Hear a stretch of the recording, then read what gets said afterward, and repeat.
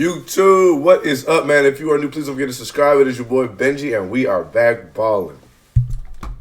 Man's a chill. Yo, who man's is this? Somebody come get this. What is up, man? Hey, look, so if you are living under a rock, then you would be, you would know that Coach Calipari, the former head coach of the University of Kentucky, the prestigious, the illustrious University of Kentucky, he is accepted a new opportunity at the University of Arkansas. Obviously, over the last couple of years, he's been receiving a lot of scrutiny, simply because the expectations for fans at the University of Kentucky are sky high, and all the talent that Cal has been able to bring in year after year, it seems like he's underperformed. Teams want a championship every year. I think over his tenure at Kentucky, he's had 4 Final Four appearances, and he's won a championship. People seem to think that it should have been a little bit more. The college game is a little bit crazy. Some people think that he got up out of Kentucky before he got too much heat on him. Some people think he was respectfully asked to look at other options. Regardless, he's gone, and he made a little goodbye video. Since our season ended, Ellen and I have spent a lot of time thinking about our time here at Kentucky, what it means to us, the friends we've made on that court. Regional championships, conference championships, Final Fours, the national title in 2012. It's been a beautiful time for us. 2012. This is a dream job. It was my dream job. Anybody in our profession looks at the University of Kentucky in basketball and said, that is the bluest of blue. The last few weeks, we've come to realize that this program probably needs to hear another voice.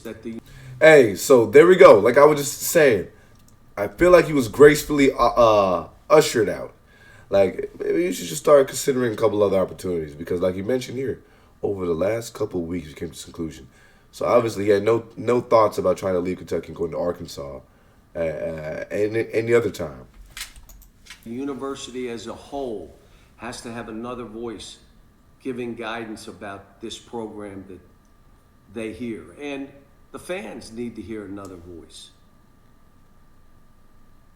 We've loved it here, but we think it's time for us to step away. All right. And step away completely from the program. There have been opportunities that have been presented to us, and we're discussing them as a family. I love coaching. I love coaching young people. I love this year's team. I loved every day walking in. They've invigorated me. I love the chase for championships. I love bringing the kids together. It's what I do. It's who I am. Let me start, though. I've got to thank the players and the families that I've had the privilege of coaching, because they've entrusted me with their son and their son's career.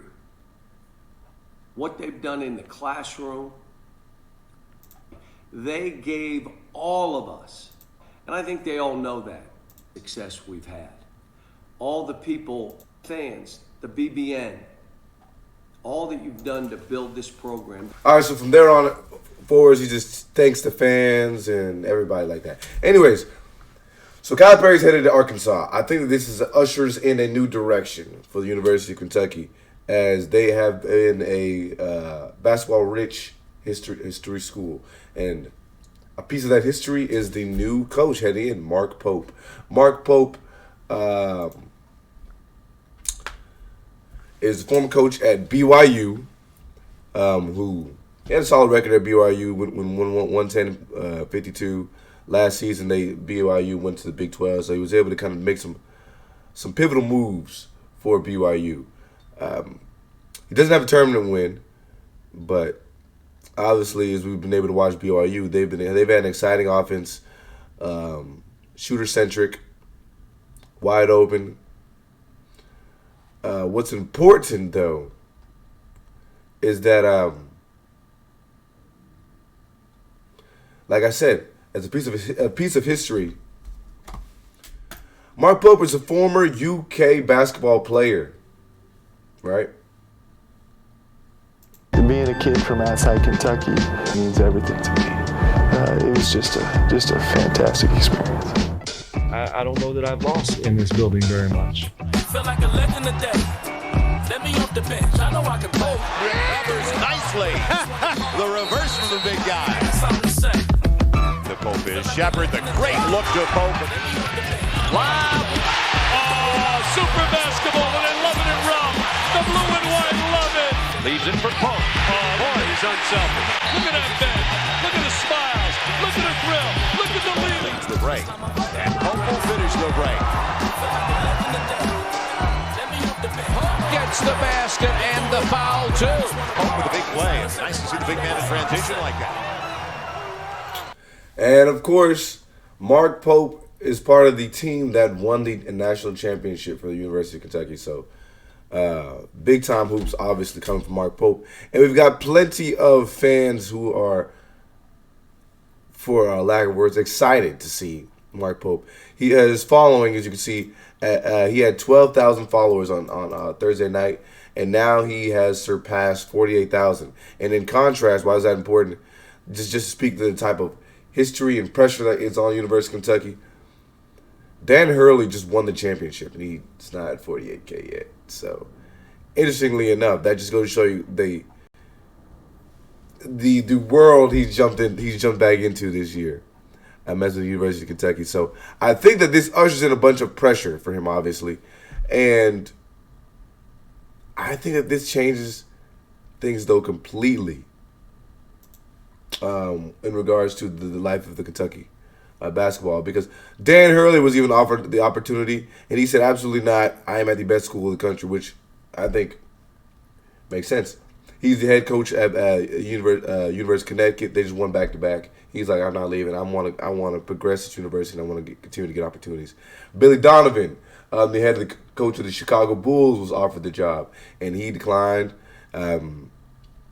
He's had successful runs coaching in college, but he decided not to take parts in that.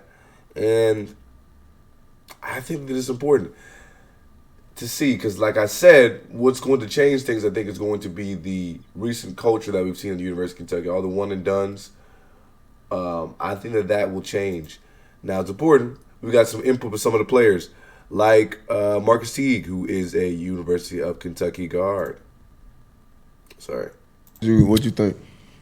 To be honest, man, it's a sticky situation. I'm BBN for life. That's why I went to school. But y'all ran him out of there. Yeah. Talking about y'all gonna fire. He need to be fired. He can go where he wanted at. He finna turn Arkansas up, bro. Before he got to Kentucky, with all due respect, they wasn't how they was with him the past 15 years. So they about to see the Coach Cal effect. To Boogie Memphis. Flan, they going to Kentucky. He's going to Arkansas now. Why? Just like John Wall and Boogie and all them was committed to Memphis. Coach Cal left, went to Kentucky. Right. Yeah. They all went to Kentucky. So it's respect to the school once we get there. Like, I didn't know about Kentucky before I went there. But once I went there, okay, I'm BBN to the death of me. But to get there, it was Coach Cal, bro. So you wasn't going to Kentucky without no Coach Cal? No. It's just the truth, bro. I don't think nobody was. Just the reputation he built for himself. I seen people in the comments saying, like, the program is bigger than the kids or bigger than the coach. Coach Cal, one of them coaches, bigger than the program, bro. People gonna go where they go. And I with Coach Cal because he like, it's about the kids. Facts. I'm a coach now. When I coach, it ain't about Team T. It ain't about whatever. It's about the kids going to where they need to go, bro. And that's why I respect it. Still La Familia, baby, but it's still BBN. I'm on both sides of this. Facts. I'm with Cal and I'm with Kentucky. Like, I can't go against either one of them. You know what I'm saying? And why is this important? Marcus T, like I said, is a former player. And he's giving y'all the real. Everybody's sitting here talking about you got this comment right here talking about it's all about results. In the last 4 years, UK has won one SEC tournament game and one NCAA tournament game. It's unacceptable not to mention one championship in 15 years while producing close to 50 NBA players. I think we have to take the distinction of NBA players and college wins out. You have a lot of first-year players transitioning their game in which Cal is saying, let me get you ready for the next level. And that's what I think is important here. Like they said, relationships and what Kyle is attached to his resume. I can get you to the NBA. I can get you to play pro basketball. I can get you where you want to be. Now, in the world of NILs, that I think changed things a little bit. But at the end of the day, every kid that wants to play basketball has an opportunity to go play professionally. And if I could find a way to get you there a little bit faster, if I have a way that's going to push you and get the best out of you talent-wise, I'm going to be able to improve you, conditioning. I'm going to improve your mentality. That's big. I also agree that the pressure is put on him just because of where he is. I think had Cal been at BYU, for example, the pressure changes. And that's why I think Mark Pope is going to see a little bit of. Him being at BYU and not being able to win a tournament game yet, it's going to be a little bit different from when these Kentucky fans are expecting you to win a championship every year. That great, like I saw on ESPN, they made a great analysis that great run from Alabama, that might just get him Nate Oates a statue, and they actually mentioned that Nate Oates, the head coach of Alabama, was actually offered an opportunity to go to Kentucky, and he said no because I'm comfortable here at Alabama. We can, without the use of better words, we can be mediocre, right? And when you can surpass expectations, that locks you in. I don't have to worry about that type of pressure each and every year because at the end of the day, I'm having a good time running my race. And you got another player here, Brandon Knight. That's a fact. I for sure wasn't going without Cal. Still be there for life. Think about all these players that are going. You got top-ranked players going to Kentucky. Supposedly out of the middle of nowhere, more likely out of their element, going to Kentucky. You think they're going just for the school and environment? A lot of that, I believe, was created because of Cal's success. Kentucky will and always will have been Kentucky, but Cal made it something different. I agree. And I want to know, too, how does that affect the coaching staff? Because, you got guys like former players like Tyler Ulis on the coaching staff. Does he now stay there? Does he follow Coach Cal? Does Mark Pope bring his guys? I think that's interesting. Like I said, believe what you want to believe, but truly, I think, like I said, this is going to usher in a new era for Kentucky basketball, and I think that them getting all these, televised games, really just allowing them the notoriety that they've had the last couple of years, I believe things switch over. Like you said, Duke and UNC, once the careers of Coach K and Roy Williams were ushered out, you still were able to, I think, usher in the new coaches gracefully because they were, at the end of the day, assistant coaches. So there was still a relationship probably built with a lot of the recruits, etc. If you've been recruited to Kentucky, the head coach is gone. And he's in the same conference. I can go to Arkansas and go play. I don't have to worry about the pressure on me as a player. I can hoop. I'm under a coach who, at the end of the day, is going to get me there. And I think we got to figure out what's more important. What do y'all think? Is it getting these guys to the league as a recruit? Or do you think as a recruit, I want to get over there and win a national championship? More than likely, to every recruit, it is more important that I'm have an opportunity and a shot to play for the NBA. And that's why I believe that Coach Cal has just, at the end of the day, Kentucky is still going to be Kentucky. There's still a large blue blood. They still have a grand basketball history.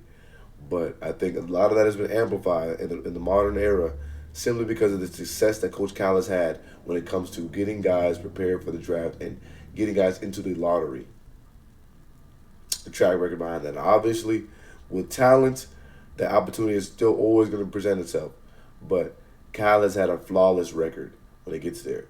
You've had plenty of coaches who have been able to pick up top talent, but at the end of the day, sometimes talent will carry you so far. when we had we've had plenty of players who have gone to other institutions, maybe not as large, maybe gone mid-major, maybe going to a certain school. It hasn't fit for them, and it hasn't allowed them the opportunity to star. And maybe that made them have to stay another year. Maybe that affected their stock, etc. I think Cal has found a way to figure things out for a lot of players. You got Rob Dillingham being talked about being one of the top players in the draft, and funny enough, he didn't start. Devin Booker didn't start. I mean, you've got guys who've been able to fit into roles. I think that, and I think in itself has offered them an opportunity. One last thing I wanted to touch on, like I said, in regards to the talented players.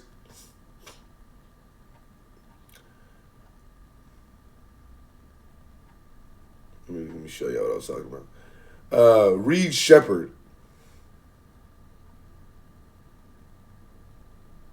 There it is. His dad was actually the roommate of Mark Pope. It's snowing outside. 8:00 ESPN games. So it's right? like 1 or 2. Just 1 or 2 in the morning. It's snowing outside. So Mark Pope and I say, if it's snowing outside, it's time to go play in the snow. And you've never seen snow, is that right? I've seen a little bit. We've seen Georgia snow. Okay, I've seen Georgia not snow. Real snow. Not real snow. So, we do what any civilized college basketball players do. We go to Walmart in the middle of the winter and ask for some kiddie swimming pools, because we're going to go and take my S10 pickup truck and a ski rope, get inside of a kiddie swimming pool, because who can fit inside of a little sled when you're Mark Pope, right? So you need a kiddie swimming pool pulled behind an S10 pickup truck with a ski rope, okay?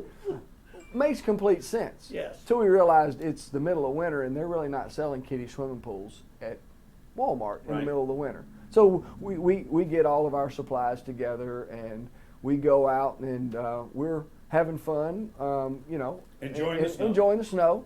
And the UK police officers decide to check in and make sure that, everything's okay. And they take our IDs and they go back to the car and they come and say, you guys need to go back to the dorm, but if we do anything to you tonight, we're going to get in more trouble than you're going to get in trouble. But we had a great time. Mark brought phenomenal energy every single day to practice.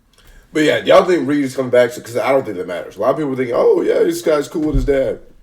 I think that's going to be the change. Maybe the quality of recruit will change. You may not get the lottery guys year in and year out, but you'll probably get a lot of guys that are ready to play, because I think the opportunity is going to be available to them to play at a large institution like Kentucky. You're going to be able to play SEC basketball. And so I think it'll bring a lot of sleepers, I think, and solid team ball to Kentucky. And I think you're just going to, like I said, just see a different type of player. You might not get a lotto pick each and every year, but I think you'll get some solid teams. And ran over. Y'all let me know in the comments below what y'all feel. If you're new, please don't forget to subscribe. Drop info down in the comments, man. How y'all feel about this hire? And what y'all think about the future Kentucky?